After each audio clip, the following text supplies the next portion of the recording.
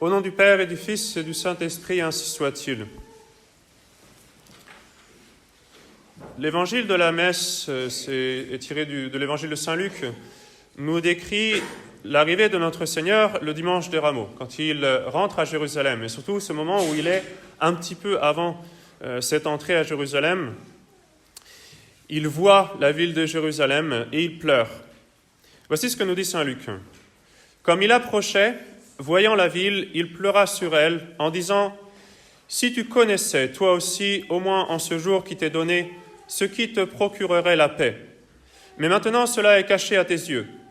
Il viendra sur toi des jours où tes ennemis t'environneront de tranchées, où ils t'enfermeront et te serreront de toutes parts, et te renverseront à terre, toi et tes enfants qui sont au milieu de toi, et ils ne laisseront pas en toi pierre sur pierre, parce que tu n'as pas connu le temps où tu as été visité. » Il faut penser à ce que notre Seigneur voit le jour du dimanche des Rameaux.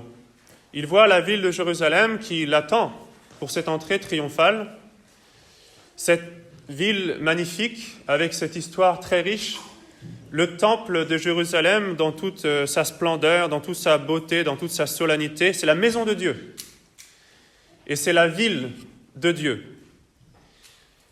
Et au milieu des acclamations de la multitude, on aurait pu attendre à ce que notre Seigneur se réjouisse, mais notre Seigneur pleure en regardant Jérusalem. Il pleure parce que, étant Dieu, il sait ce qui est sur le point de se passer, il sait ce qui va se passer un peu plus tard. Il nous annonce la destruction de Jérusalem par les Romains, ce siège terrible qui aura lieu en l'an 70 sous les empereurs Vespasien et Titus, où Jérusalem va être assiégée pendant de longs mois, et à cause de différentes circonstances historiques, et notamment les divisions internes au peuple juif enfermé à Jérusalem, des circonstances abominables qui vont accompagner ce siège. L'historien Joseph, qui est juif lui-même, nous rapporte que la famine était telle et que le désespoir était tel pendant ce siège de Jérusalem que des mères allaient jusqu'à manger leurs enfants. Des choses abominables se sont passées pendant ce siège de Jérusalem. Le peuple va être massacré, après s'être massacré, s'être entretué lui-même déjà en grande partie. Les bâtiments vont être détruits en grande partie, et le temple surtout, le temple va être complètement rasé. Et il est important de noter que l'empereur ne voulait pas, au départ, il ne voulait pas tout détruire, il ne voulait pas détruire le temple, mais c'est un concours de circonstances dans la providence de Dieu qui a permis cela. Et la prophétie de notre Seigneur s'est accomplie à la lettre. Il n'est pas resté pierre sur pierre. Et les Juifs eux-mêmes ont été massacrés et exilés, pour ceux qui restaient. Tous les trésors de Jérusalem ont été amenés à Rome pour ne jamais revenir. Et on rapporte que plus d'1 million de Juifs sont morts pendant ce siège terrible de Jérusalem, la destruction de Jérusalem. Donc, par cet événement, arrivait effectivement la fin de la pratique de l'ancienne loi. Il n'était plus possible d'avoir des sacrifices puisque le temple était détruit. C'était la fin de la pratique des cérémonies, des sacrifices de l'ancienne loi. Et donc c'était l'accomplissement de cette prophétie de notre Seigneur qui nous est rapportée aujourd'hui, et d'autres prophéties, même de l'Ancien Testament, notamment du prophète Osée, qui avait dit « Pendant des jours nombreux, les enfants d'Israël demeureront sans roi, sans prince, sans sacrifice et sans autel, sans éphod et sans téraphim. » Et donc tout cela attriste notre Seigneur, mais plus important encore, ce qui attriste notre Seigneur alors qu'il voit ce qui va se passer, c'est la raison qui a causé cette destruction de Jérusalem, à savoir que cette ville sainte serait abandonnée de Dieu parce que cette ville sainte a elle-même d'abord abandonné Dieu et qu'elle n'aurait donc plus aucune raison d'exister parce qu'elle rejetterait son Messie, à savoir notre Seigneur lui-même. Elle trahirait sa vocation. Elle était sur le point de le faire. Et alors notre Seigneur pleure sur tant de grâces qui ont été données à ce peuple élu pendant des siècles, en vain presque, du moins pendant la Semaine Sainte, cela semble bien vain. Voilà pourquoi notre Seigneur pleure. La fin de l'ancienne loi, ce n'est pas une chose triste en soi. Elle est remplacée par la nouvelle alliance, une alliance éternelle, la Sainte Église catholique, les sacrements, tout cela est très bon. Mais évidemment, il aurait été souhaitable que cela soit mieux reçu des hommes. Malheureusement, ce qu'a dit Saint Jean était bien vrai. Il est venu chez lui et les siens ne l'ont pas reçu. Toute la raison de la loi de Moïse, de l'élection, du choix privilégié du peuple élu, c'était de préparer la venue du Messie, de donner au monde le Messie. La raison d'être de l'existence de cette ville sainte de Jérusalem, c'était de préparer, d'ouvrir la voie au Messie, de l'accueillir, de le recevoir. Et malheureusement, cette ville a rejeté notre Seigneur, tout comme elle avait déjà rejeté les prophètes du passé. Et notre Seigneur a fait ce reproche un peu plus tôt, dans l'évangile de Saint Luc également, en disant « Jérusalem, Jérusalem, qui tue les prophètes et qui lapide ceux qui te sont envoyés. Combien de fois ai-je voulu rassembler tes enfants, comme un oiseau rassemble sa couvée sous ses ailes, et tu n'as pas voulu. » Alors il est important, et je voudrais utiliser l'occasion de cet évangile pour rappeler un certain nombre de points de doctrine concernant la situation du peuple juif aujourd'hui. Dans l'Ancien Testament, le peuple juif était sauvé toujours par notre Seigneur Jésus-Christ, par la promesse du Messie à venir. Les patriarches étaient sauvés parce qu'ils avaient la foi dans le Messie qui devait venir. Et donc, même dans le contexte du péché originel, où l'homme s'est détourné de Dieu, dès Adam et Ève, le bon Dieu a promis tout de suite un Messie. Et donc, par conséquent, que la pénitence était possible. Et de fait, Adam et Ève ont fait pénitence. Ils sont dans le martyrologe. Mais le bon Dieu avait promis tout de suite un Messie en disant « Je mettrai une inimitié entre toi et la femme, entre ta race et la sienne. Elle te brisera la tête et tu tâcheras de la mordre par le talon. » Et tout ce qui va se passer, toute la préparation de l'Ancien Testament, donc, est ordonnée à ce Messie, savoir notre Seigneur Jésus-Christ. Et l'événement fondateur du peuple élu, de ce choix privilégié du peuple d'Israël, c'est le sacrifice d'Abraham. Et pourtant, Abraham lui-même reconnut Melchizedek comme un prêtre du Très-Haut. Et donc, Abraham a donné lui-même la dîme à Melchizedek, comme nous l'explique saint Paul dans l'Épître aux Hébreux. Et quand saint Paul nous explique tout cela et qu'il nous raconte un peu tout le symbolisme, il est très clair sur le fait que l'ancienne loi est abolie et est remplacée par la nouvelle loi. Il n'y a pas deux lois, il n'y a pas la loi universelle pour les païens, pour les gentils, savoir l'Église catholique, et puis une route toujours actuelle, toujours privilégiée pour les Juifs. Non, saint Paul est très clair, l'ancienne loi est abolie. Voici ce qu'il dit dans l'Épître aux Hébreux. « Il y a ainsi abolition de la première ordonnance, à cause de son impuissance et de son inutilité, car la loi n'a rien amené à la perfection, mais elle est l'introduction d'une meilleure espérance par laquelle nous nous approchons de Dieu. » Donc toute l'ancienne loi était une préparation à la nouvelle loi et à notre Seigneur Jésus-Christ. Et le signe plus éclatant de cette abolition de l'ancienne loi, c'est ce moment où notre Seigneur expire sur la croix et que le voile du temple de Jérusalem se déchire miraculeusement en deux. C'est la fin à ce moment-là. C'est la fin de l'ancienne loi. Et c'est pourquoi la pratique des observances judaïques aujourd'hui relève du blasphème. Parce que, outre le fait qu'elle soit inutile, c'est aussi de dire que nous attendons toujours le Messie. Ça revient à dire que le Messie n'est pas encore venu.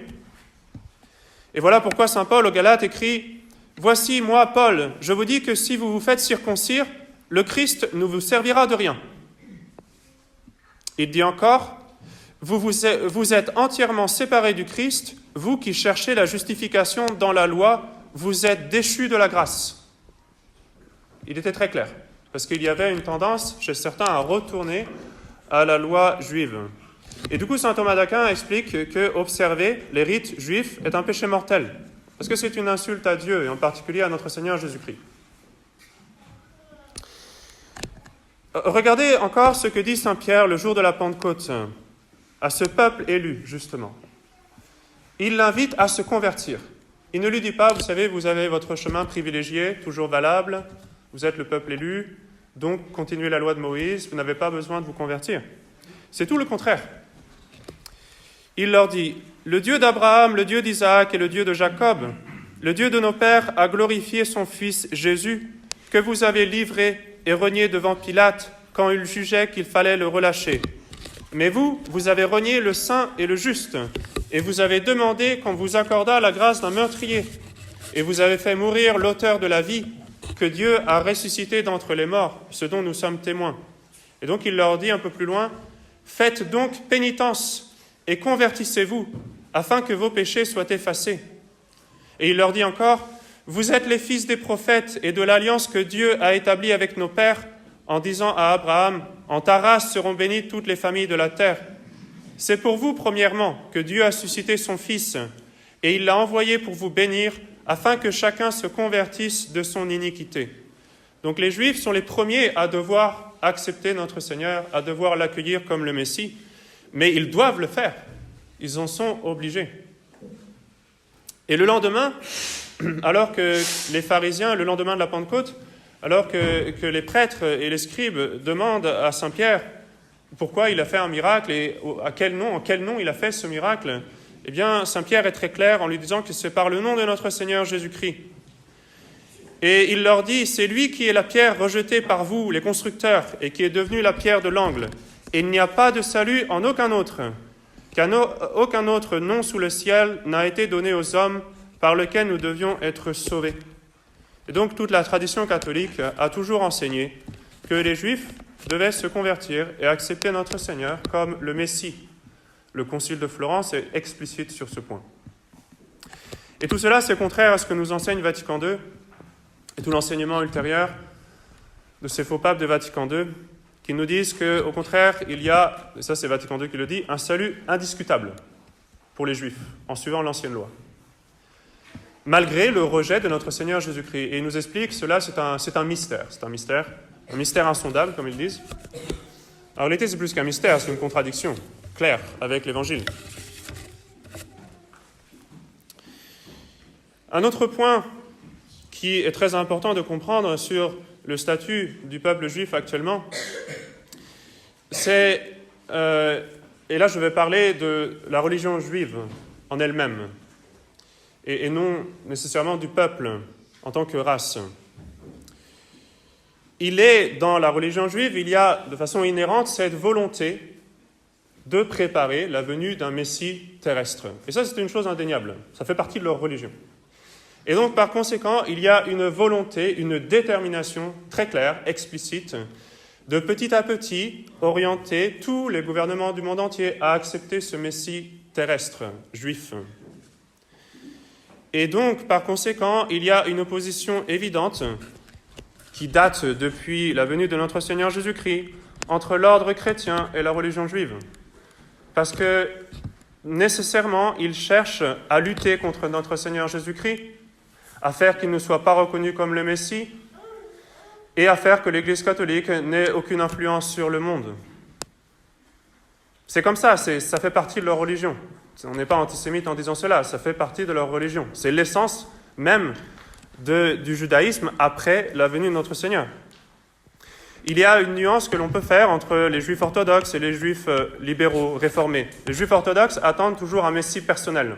Donc ils attendent un homme qui soit leur messie, qui n'est pas notre Seigneur Jésus-Christ, et qui sera l'Antéchrist, qui vienne les libérer, qui vienne leur donner une domination mondiale. Tandis que les juifs libéraux pensent que c'est le peuple juif lui-même qui est ce messie, qui est cette sorte de médiateur entre Dieu et les hommes. Et par conséquent, il y a de façon inhérente dans leur religion cette volonté de domination sur le monde entier. Pour des motifs religieux, ils travaillent nécessairement vers la disparition des nations, vers la mondialisation messianique. Ce n'est pas quelque chose d'antisémite de le dire, c'est leur religion qui est comme ça. Et voilà pourquoi dans l'ordre catholique, et il faut que je défende l'Église et l'ordre chrétien, voilà pourquoi dans l'ordre catholique, on ne leur donnait pas de responsabilité politique. Ce n'était pas du racisme ou de l'antisémitisme, c'était tout simplement parce que, par leur religion, ils allaient nécessairement chercher à détourner le gouvernement, la nation chrétienne, à l'orienter à ce messianisme juif.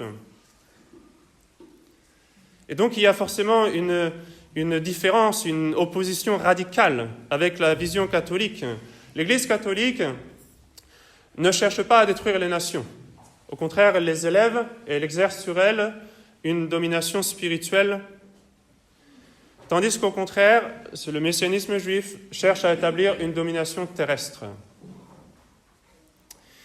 Et donc, comme le dit Pie XI, et là c'est Pie XI qui parle, il est impossible pour les chrétiens d'être antisémites, mais nous reconnaissons que chacun a le droit de se défendre, c'est-à-dire de prendre les précautions nécessaires pour se protéger contre tout ce qui menace ses intérêts légitimes.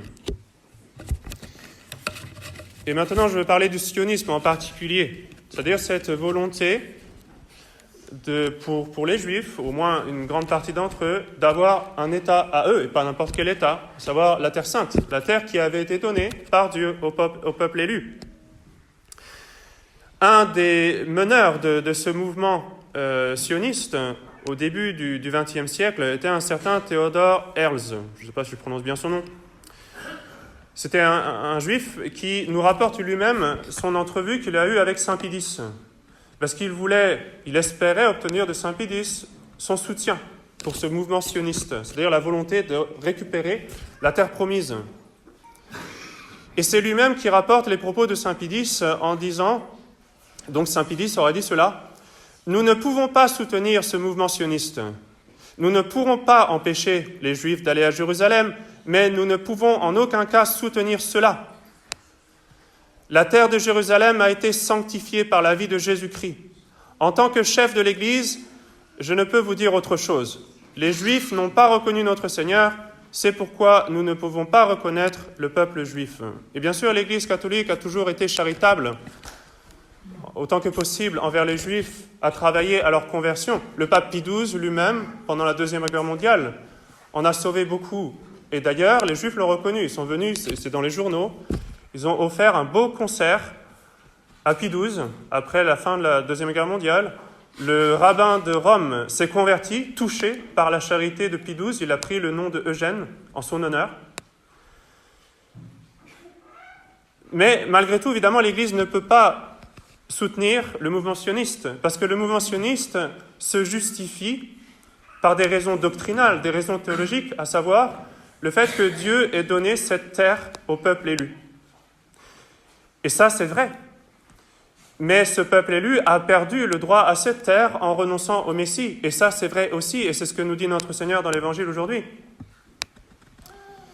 Et donc, de la même façon que les Juifs cherchent à tout prix à récupérer cette terre promise, de la même façon, nous, catholiques, nous ne pouvons pas être d'accord avec ces raisons doctrinales, parce que ça reviendrait à reconnaître le droit des Juifs d'avoir cette terre. C'est-à-dire, ce serait toujours le peuple élu, avec toutes les promesses.